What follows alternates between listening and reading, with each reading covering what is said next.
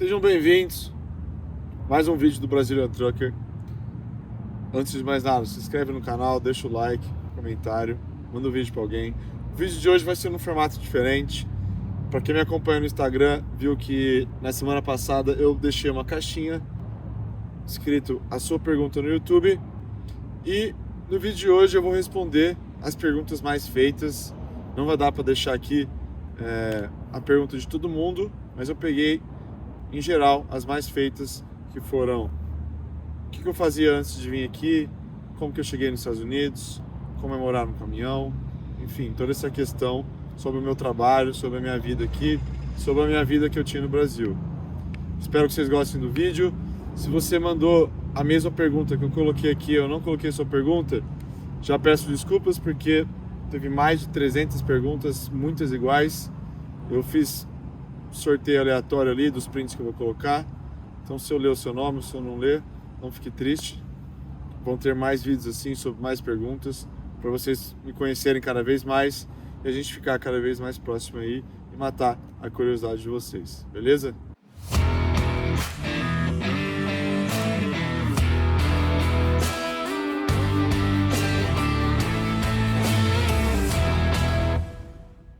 Então vamos lá, vou começar esse vídeo aqui de trás para frente, do passado até os dias de hoje.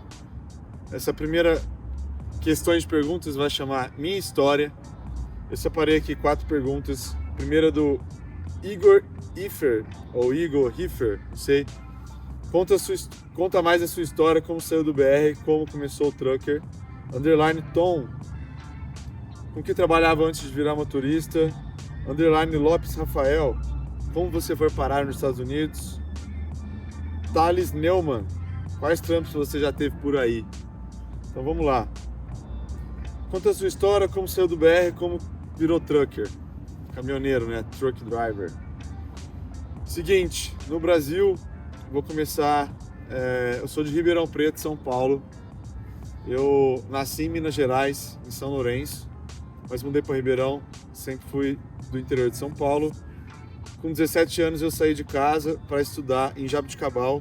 Estudei zootecnia na Unesp de Jaboticabal por 3 anos. Inclusive um abraço para a República Chique no último, que é a República que eu morava. Estudei zootecnia por 3 anos, não terminei a faculdade. Voltei para Ribeirão Preto a trabalho em 2019. Final de 2019, estudei 17, 18 e 19 na faculdade.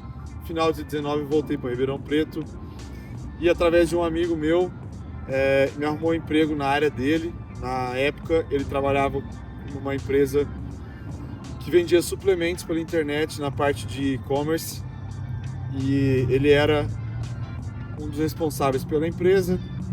Um dos meus melhores amigos também, André Cardoso, me arrumou um emprego nessa área, na área de expedição, na área de estoque. Então eu trabalhei 2019 e 2020, basicamente nessa distribuidora de suplementos, caixotando caixa, trabalhando no estoque, enfim, trabalho manual.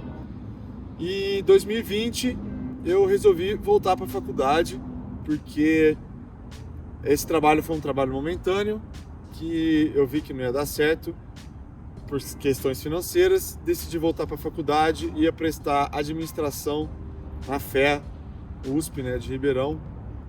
Foi então que eu comecei o cursinho em 2020, voltei para o cursinho, voltei para a escola, mas foi um sinal de Deus que não era para eu estudar. Começou a pandemia, e quando começou a pandemia, acabaram as aulas no cursinho. Basicamente eu estudei janeiro, fevereiro e março. Em março de 2020, pandemia, cortaram as aulas. E no final de 2020 eu voltei a trabalhar nessa empresa, na mesma empresa de distribuição de suplementos, e foi aí que começou essa ideia do transporte. Porque lá eu era responsável pelo estoque e tinha toda a parte de despachar as vendas. A gente vendia pelo Mercado Livre, vendia muito, e todo dia tinha 3, 4 coletas que passavam na empresa, a gente despachava e fazia as entregas. Foi nessa parte aí que eu comecei a me interessar pelo transporte, porque todo dia ia caminhão, ia van para pegar as caixas lá e distribuir ou para São Paulo, no centro de distribuição de São Paulo, ou no centro de distribuição de Ribeirão. E como eu era responsável por essa parte do estoque e da parte de despachar as caixas, eu tinha muito contato com os caminhoneiros, com o pessoal que tinha as vans. Inclusive tem um seguidor aqui meu, Léo, que me achou aqui depois de muito tempo, que ele me passava muita informação lá. E nessa época eu já queria começar no transporte. Já queria começar nessa parte de comprar uma van, de fazer a distribuição de caixa ali na cidade. Já tinha um plano de depois pôr alguém para dirigir essa van, mas não deu certo na época. Eu continuei trabalhando na empresa, até que um outro amigo meu, Thiago Tiesi, que é um dos meus melhores amigos, desde que a gente é criança, a gente já tinha combinado que a gente ia morar junto, a gente tinha combinado que a gente ia morar fora do país junto, que a gente ia viajar junto. Aquele sonho de moleque que todo mundo tem. E foi aí que ele me chamou para fazer um intercâmbio com ele. Na época a gente ia para o Canadá em 2021, trabalhar em outra empresa lá. Acabou que não deu certo. Depois que deu errado essa parte de ir para o Canadá, ele já tinha alguns contatos aqui nos Estados Unidos e falou, cara, vamos para os Estados Unidos, vamos para estudar inglês. Então o plano inicial essa é a minha história aqui que eu fazia antes do Brasil, entre faculdade e trabalho. Já tive 1 milhão de trabalhos anteriores, mas esse foi meu trabalho mais recente, perto de mudar para os Estados Unidos, até que esse meu amigo me chamou para mudar aqui para os Estados Unidos e vim para estudar inglês. Tô olhando toda hora aqui para baixo assim, porque o cachorro tá aqui, a Reise. Então, basicamente foi assim que eu cheguei nos Estados Unidos, com o convite de um amigo para vir estudar inglês aqui. Depois que eu contei essa ideia pro meu irmão, ele falou, cara, quero ir também. Meu irmão já estava quase formado em engenharia no Brasil. Eu vim por causa da oportunidade de mudar de país, de poder trabalhar aqui, estudar, que seja. Meu irmão veio pelo inglês. Esse meu amigo, Thiago, já era formado também em jornalismo, veio pelo inglês. E veio o Pedro também, outro amigo meu, nós viemos em 4 pessoas. Dessas 4 pessoas, 3, meu irmão e meus 2 amigos, ficaram 1 ano, voltaram para o Brasil no meio do ano. E foi aí que, quando eles voltaram, eu fiquei aqui nos Estados Unidos sozinho. Nosso plano era eu e esses 2 amigos mudar da Flórida para Califórnia, mas como eles voltaram para o Brasil, eu acabei ficando e foi aí que surgiu a ideia de virar trucker. Por quê? Vamos para a segunda parte do vídeo.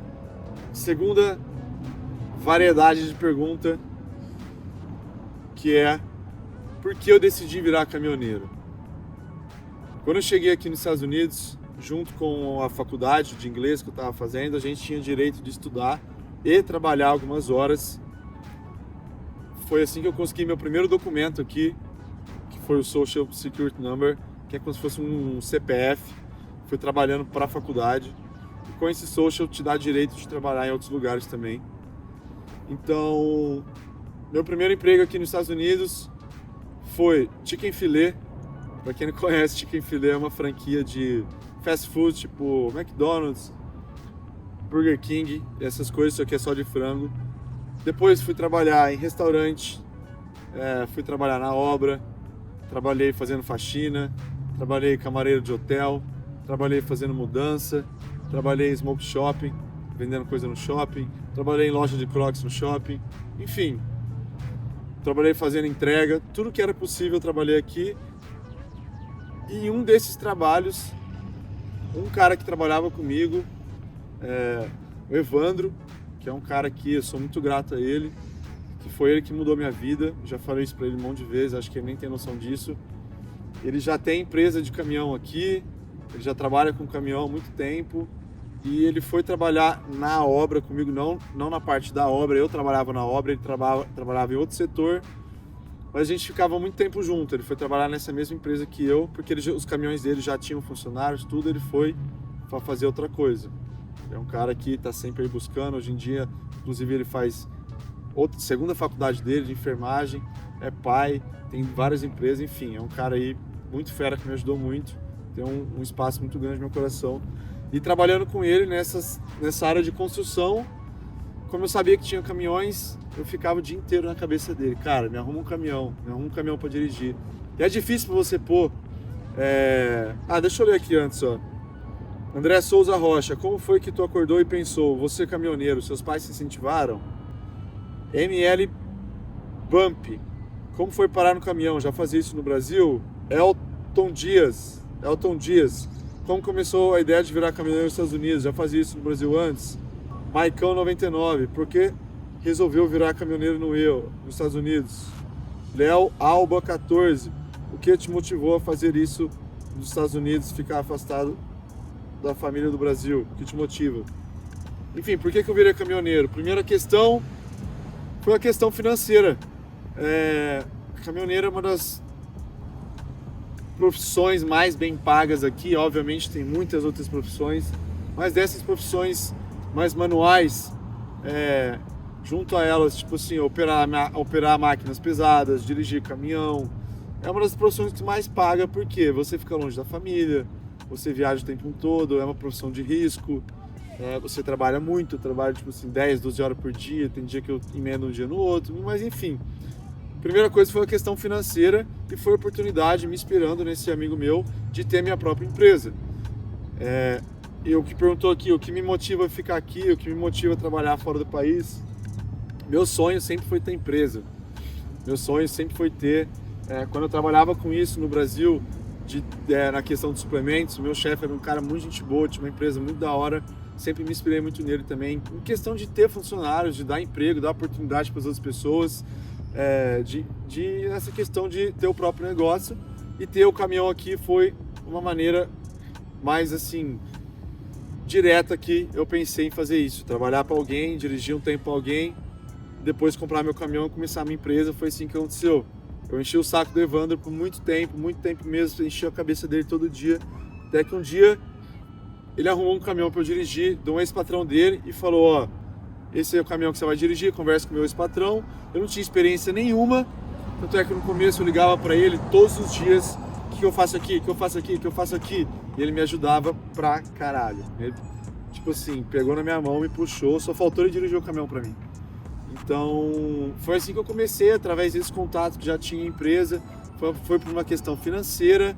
Quando meus amigos voltaram para o Brasil, eu decidi ficar aqui, e já que eu ia ficar aqui, já que eu ia ficar sozinho, eu falei: cara, eu vou entrar nessa de caminhão, vou tentar abrir uma empresa e vou focar nisso, na questão financeira, vou tentar ficar aqui mais um ano. É aquela história, você vai ficando, já se passaram 2, 3 anos, depois disso, continuo aqui, mas sempre na área do caminhão. Então, resumidamente, foi isso, através de um contato, questão financeira, o sonho de abrir uma empresa, juntei tudo isso, já estando sozinho aqui, comecei a dirigir caminhão, que foi a melhor decisão que eu fiz na minha vida até hoje. Bom, vou continuar esse vídeo aqui, dentro do Tião, porque foram as perguntas que fizeram sobre ele. Vou separar em 2 partes aqui. Primeira, o Tião é meu, e segundo, como é morar no caminhão. Quem perguntou se o Tião é meu, eu, Rafael, 2, caminhão é seu ou é empregado? Maia S. Bárbara. Esse aqui é junto com o Tião. O Tião tem frase no para-choque? Se tivesse, qual seria? Já vou responder essa. Lucas LC Vila Boas. O Tião é seu, é de alguma empresa? _Pedro C. Caminhão é seu ou alugado? Tem como alugar? Tamo junto, meu mano. Tamo junto, Pedrão. Sobre o Tião ser meu ou ser de uma empresa. O Tião é meu, a empresa é minha, eu tenho sócio, não comecei isso sozinho, não conseguiria começar também sozinho, principalmente pela questão financeira. O Tião é meu, a primeira coisa que eu fiz aqui foi abrir a empresa com esse meu sócio. Ele já conhecia sobre o business também, ele já tinha uma noção um pouco sobre isso, e mais uma vez fiquei na cabeça dele, igual fiquei no Evandro para me arrumar o caminhão. Fiquei com esse meu sócio aí, falando sobre a ideia de ter o caminhão, e foi aí que ele já tinha empresa, foi fácil, a gente abriu a empresa, ele abriu a empresa, e para escolher o caminhão, aqui tem muita locadora de caminhão, que você aluga o caminhão para fazer viagem curta, essas coisas, e essas locadoras trocam a frota frequentemente, e tem muito caminhão para comprar, principalmente desse aqui, que chama Box Truck, né, que tem 26 pés, eles são 8,5 metros, se não me engano, de baú, e a gente achou através de um site, inclusive quem achou foi meu sócio, ele achou, a gente morava na Flórida, ele achou em Miami, mandou e-mail, contatou a mulher que estava vendendo da Penske, que é a loja que aluga caminhões aqui. E a compra foi bem simples, pegamos todas as especificações do caminhão pela internet mesmo. E ele foi até Miami, olhou o caminhão estava bom. Foi assim que a gente comprou o caminhão. Uma vez comprado o caminhão, você cadastra o caminhão, você põe o caminhão na sua empresa para rodar. No nosso caso, a empresa só tem um caminhão por enquanto, mas o plano com certeza é comprar outros caminhões mais para frente, alguns maiores. Mas foi assim que a gente conseguiu o Tião. Então, a próxima pergunta aí, já respondido a essa, se o Tião é meu, da empresa. O Tião tem frase no para-choque? Não tem frase no para-choque. Se tivesse, qual seria? Ele não tem frase mesmo, mas tem uma frase que eu gosto muito, que me inspira muito, que é uma frase que marcou minha vida. Espera. Que é do Diego Defante, que é essa frase aqui, ó. Garibaldo do telhado do Bilu Teteia. Eu escreveria isso. Garibaldo do telhado do Bilu Teteia. Essa frase que eu colocaria no para-choque. Agora vamos responder aqui sobre a questão de morar no caminhão. Peguei aqui 4 perguntas. Igual eu falei no começo do vídeo, tem várias perguntas que foram feitas por muita gente e eu peguei assim aleatoriamente sortido. Então vamos aqui, ó. Giovanni R. Braga. Desculpa aí se eu tô lendo os nomes errados, mas é difícil. Como é morar dentro de um caminhão? Como lida com o psicológico? Essa pergunta eu gostei muito, da parte psicológica. O Rafael mesmo. É o Rafael mesmo. Melhor e pior coisa de morar no caminhão. Rebeca _ Alves. Como é manter as amizades vivendo a Truck Life? Biel 1.422. Você se sente bem morando num caminhão? Outra. Qual o seu nome? É Enzo? Sim, meu nome é Enzo. Eu expliquei isso para vocês que eu chamo Enzo. Parem de bulinar eu por conta disso.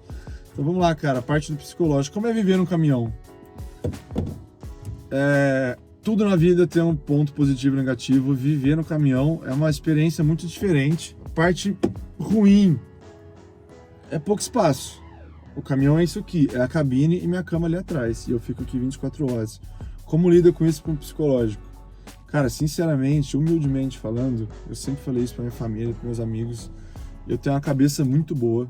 Tanto é que eu fico sozinho aqui 24 horas. Nem sabia que eu gostava de ficar sozinho assim. Isso nunca foi um problema pra mim.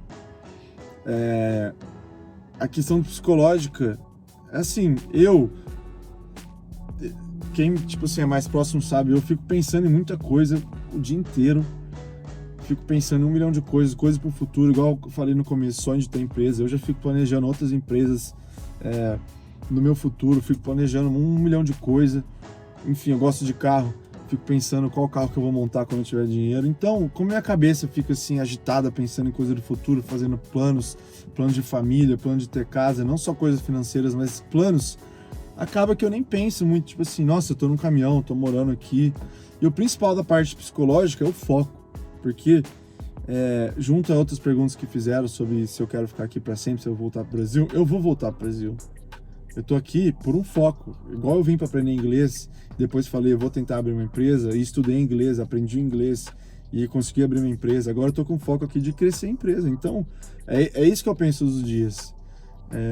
Eu, assim, sou muito religioso, tenho Deus comigo, faço orações todo dia quando eu acordo, todo dia quando eu durmo.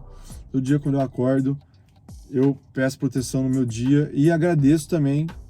Essa é uma frase que eu falo sempre: Deus, obrigado pela minha cabeça, porque assim, graças a Deus, sou muito saudável de cabeça, não tem problema nenhum. Pô, às vezes dá umas pirocadas aqui dentro do caminhão assim, que você fica meio tal, mas normal, todo mundo tem isso no dia a dia. Essa questão psicológica pra mim é muito de boa, porque eu pego nessa parte do foco. Tô focado no que eu quero, eu sei quando eu vou embora, eu sei quanto eu preciso de dinheiro, eu sei quantos caminhões eu quero ter. Então, eu foco nisso. Toda vez que eu acordo desanimado, alguma coisa assim, eu ponho minha cabeça no lugar quanto a isso e é tranquilo pra mim. Então, a questão do psicológico é muito de boa. A melhor coisa de morar no caminhão, cara, a melhor é que eu não gasto com aluguel. O principal motivo de eu morar no caminhão é esse, eu não gasto com aluguel. Essa é a melhor coisa, com certeza. E a pior, eu acho que é a questão de não ter uma cozinha assim com pia. Por mais que eu possa pôr o galãozinho ali atrás, eu gosto muito de cozinhar. Sempre gostei de fazer minhas refeições. tipo assim, na hora ali. Hoje em dia eu vivo de marmita, que eu acho super suave também, mas essa parte de não ter uma cozinha assim, esse cantinho que eu tenho aqui é bem de boa. Tem micro-ondas, tem geladeira, tem tudo, mas não é uma casa. Não adianta eu falar assim, nossa, é a mesma coisa que morar numa casa, porque não é. O cara que fala isso, ele tá, tipo assim, fantasiando. Você sabe que aqui tudo real life, né? Igual Ferrari, real life. Então, a pior parte pra mim é essa, de não ter um espaço de uma cozinha assim e tal, mas aí eu jogo na parte do foco de novo. Eu sei que eu não vou morar aqui o resto da minha vida, eu não vou ficar dentro desse caminhão o resto da minha vida. Se eu tiver ficar mais 1, 2, 3 anos, beleza, eu vou ficar, porque isso aqui eu tô plantando pra colher depois, entendeu? Então já volta na parte psicológica também, que pra ser sincero, eu nem penso nisso. Como é manter amizades vivendo truck life? Cara, amizade, eu fiz muita amizade na estrada. Meus melhores amigos são de Ribeirão Preto, os amigos que eu fiz aqui nos Estados Unidos são bons amigos também. Tenho contato mais com alguns que com os outros. Cara, a amizade é muito fácil de manter por conta da internet. Meus amigos me ligam todos os dias. Eu tenho amigos que já postei no Instagram, os caras estão bebendo. Os caras me ligam e falam assim, mano, vamos beber comigo. Por mais que eu não bebo aqui, eu fico vendo os caras beber lá. Óbvio que tem vezes que eu passo vontade de estar no Brasil com meus amigos, mas faz parte. É a mesma coisa do foco, manter a amizade. Meus amigos já são meus amigos há 10, 15 anos. Então não vai ser esse um ano que eu tô aqui que vai deixar de ser meu amigo, entendeu? Então eu continuo sendo amigo deles, faço muita ligação, os caras me ligam, se eu for, eu gosto muito de conversar, eu falo muito. Você pegar minhas conversas no WhatsApp, tem áudio que eu recebo dos meus amigos de 5, 10 minutos, eu mando áudio de 5, 10 minutos. Então a comunicação através de WhatsApp e videochamada é muito fácil, entendeu? Eu namoro também, minha namorada, por exemplo, que é uma das minhas amizades que mais me apoia de me estar aqui. Falo com ela todos os dias, falo com ela o dia inteiro, ligo para ela todos os dias, ela me liga todos os dias. Então, é uma coisa assim, a internet aproxima muito isso. E, de novo, a questão do foco. As pessoas vão continuar sendo meus amigos. Se o cara não quer ser meu amigo porque eu tô aqui, já não serve. Quando eu voltar ao Brasil, não vai ser também, entendeu? Então, meus amigos me apoiam muito.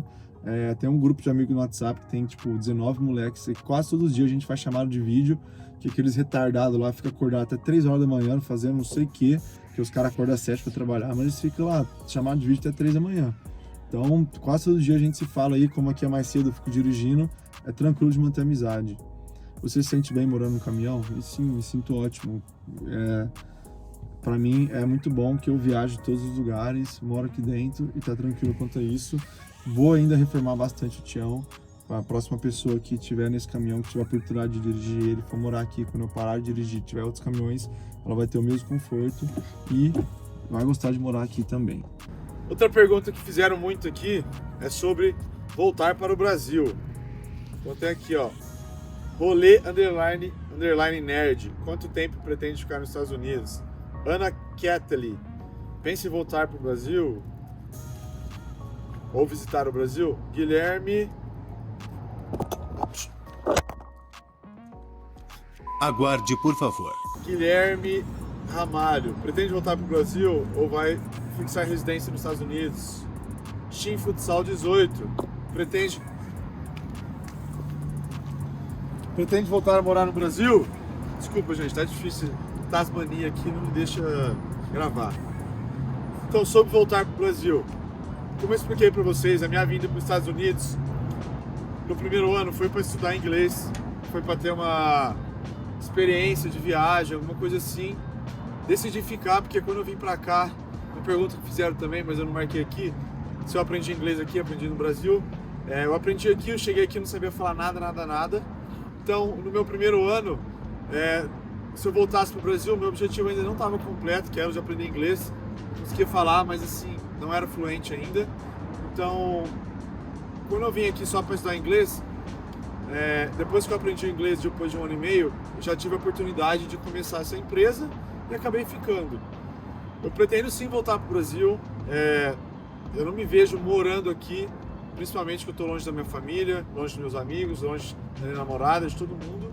Então eu não me vejo aqui sozinho para sempre. Eu pretendo voltar para o Brasil quando eu tiver uma estabilidade maior aqui, conseguir crescer um pouco mais a empresa, conseguir que a empresa ande um pouco mais com as próprias pernas, porque assim, por enquanto a empresa só tem um caminhão. Eu e meus sócios, a gente trabalha bastante aí, mesmo que dividida a responsabilidade, a empresa ainda não... Reis, vem cá. A empresa ainda não fica 100%, não está estabilizada, então eu preciso de mais um tempo aqui, pretendo comprar mais caminhões, pretendo crescer a empresa, tentar alguns contratos, isso vai entrar na próxima parte de perguntas sobre business. Depois que eu conseguir fazer tudo isso, eu pretendo voltar para o Brasil e tendo o direito de ficar entre aqui e lá. Perguntaram bastante sobre a minha documentação aqui, documentação para trabalho. Isso é uma coisa que eu não falo muito, porque eu ainda estou em processo de documentos, entendeu? Até você chegar na parte final, demora muito, eles vão liberando vários documentos antes. Primeiro documento para você ficar aqui, depois documento para você poder trabalhar, depois documento para você poder ir e voltar. Depois sai documentação de green card, alguma coisa assim. Depois sai documentação de cidadania. Esse processo pode demorar assim 5, 10 anos. Então eu estou no começo dele ainda. Então esse é um dos motivos que eu ainda estou aqui, que eu não volto muito para o Brasil para terminar todo esse processo. E a questão da empresa, quando acabar tudo isso, com certeza eu quero voltar para o Brasil, ficar entre aqui e lá, ter o melhor dos dois mundos, né? Poder gerar meu patrimônio em dólar e poder gastar em real para ter essa vantagem aí financeira. Agora, para finalizar aqui, dois tipos de perguntas: se eu pretendo trocar o Tião e sobre o business, que eu vou juntar as duas. Então tem aqui, o PH_Jazzy perguntou: direção no gelo, riscos e experiências pessoais. E o Jefferson Olegário. É difícil ler esses nomes aqui, viu? Como funciona para escolher os fretes? Tudo é feito de uma forma autônoma por você? Então vamos lá. A pergunta de escolher os fretes, todo mundo pergunta como é que funciona essa parte. É o seguinte: a minha empresa é cadastrada em várias plataformas que os brokers, que são o pessoal que soltam as cargas no sistema, eles ficam mandando essas cargas nessas plataformas. Funciona basicamente como se fosse um leilão. Se não me engano, eu não trabalhava com isso no Brasil antes. Muita gente perguntou se eu trabalhava com caminhão no Brasil antes. Como eu disse no começo do vídeo, eu queria ter começado com cargo van lá, mas não deu certo. Mas eu não trabalhei. Eu sei que no Brasil tem acho que é Fretebras, né? Fretebras que falam, que é uma espécie de leilão. É um mercado mesmo prostituído, principalmente para quem tem empresa pequena, igual a minha, porque assim, como em todas as áreas, quem é empresa grande, eles conseguem preços melhores, eles conseguem fazer preços melhores. Às vezes o cara não tem parcela do caminhão, às vezes o seguro dele está mais baixo, às vezes ele tem 10 caminhões, se ele pegou um frete muito bom em outro, ele consegue compensar no outro para sair a média do valor mais baixo. Então fica um mercado meio prostituído, mas ainda assim vale a pena. Então é o seguinte: os brokers soltam os fretes nessas plataformas. Eu atualmente trabalho com um despachante brasileiro, chama Christian. Ele que fica o dia inteiro no computador, checando todas as plataformas. Você filtra lá o tamanho do seu baú, o peso que você pode carregar, o estado que você está, o estado que você quer ir. Ele fica atrás disso o dia inteiro para mim. Me liga para confirmar se esse frete está bom, se não está, se eu quero fazer, tudo mais.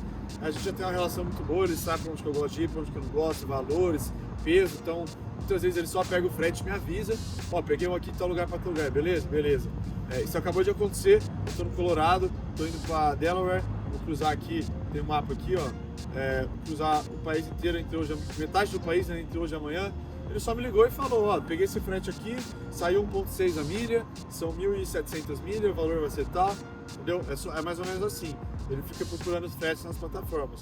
Existem contratos com as empresas? Existem, mas eu ainda não tenho nenhum. É o sonho, né, de toda a empresa ter um contrato, uma empresa grande, principalmente um contrato com o governo. Quem trabalha para o governo aqui ganha muito dinheiro.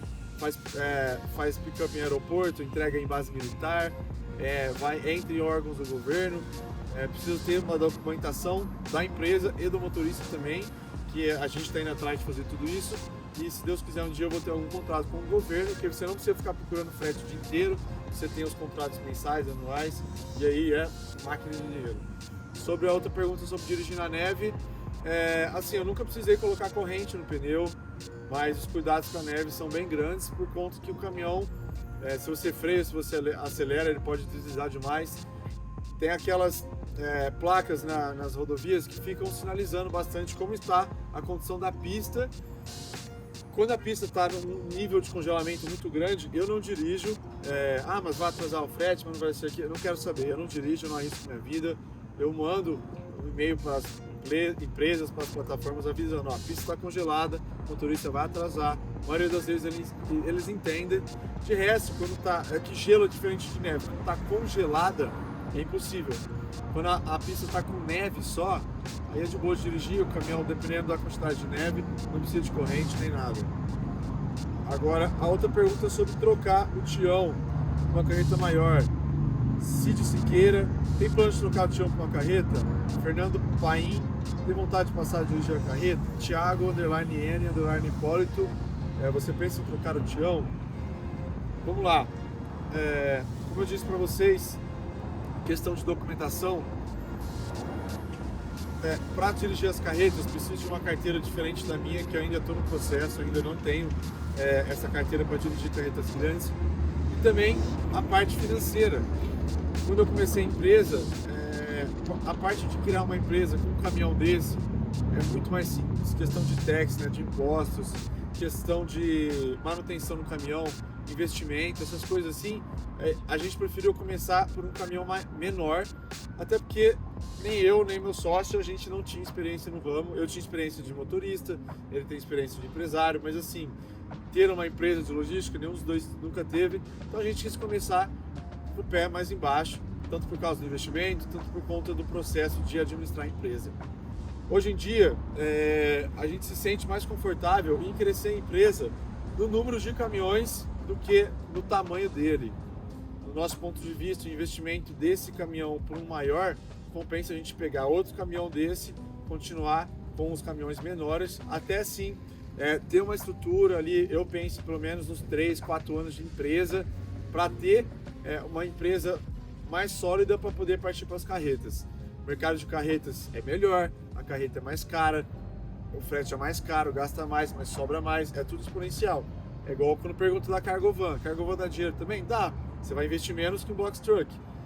Mas você vai trabalhar, tipo assim, você vai cobrar menos, vai gastar menos, vai sobrar menos. É tudo, tá, quanto maior o caminhão, mais você vai cobrar, mais você vai ganhar. Então, mas como eu disse, eu penso sim em trocar o tião, penso sim em dirigir uma carreta maior, mas atualmente, na minha situação de motorista, mas também como dono da empresa, eu vejo mais vantagem em ter mais caminhões desses menores até consolidar a empresa e depois sim passar para um tamanho de carreta maior. Esse foi o vídeo de hoje, respondendo perguntas e respostas. Como eu disse no começo do vídeo, tinha muita pergunta, mais de 300, 400 perguntas, muitas coisas iguais, muita pergunta aleatória também. Eu vou fazer um vídeo respondendo só coisas aleatórias, mas eu espero que vocês tenham gostado, espero que tenha matado um pouco das dúvidas de vocês.